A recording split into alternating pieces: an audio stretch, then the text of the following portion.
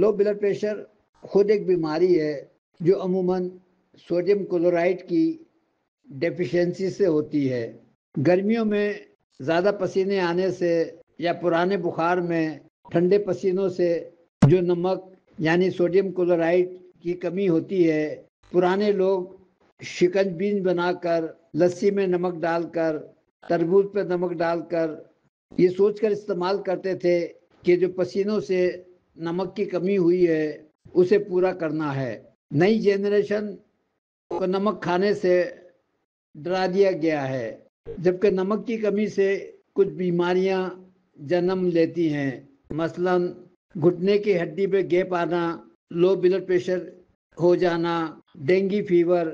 Platelets के लिए sodium chloride के ड्रिप्स लगवाने पड़ते हैं, लेकिन लो बीपी का मर्ज फिर भी क्योर नहीं होता। उसकी प्रॉपर दवा है नेट्रम फास 200। लो ब्लड प्रेशर के इलाज के लिए पहले बुखार को माइंड करना पड़ेगा। बीक्यू, कुरली, वायराबेत, तीनों में से कोई एक कॉम्बिनेशन सेलेक्ट करें। 15 मिनट या आधे घंटे के बाद गुर्दे का यूरिबेथ दिन में 3-3 दफ़ा या 4-4 दफ़ा दे दें।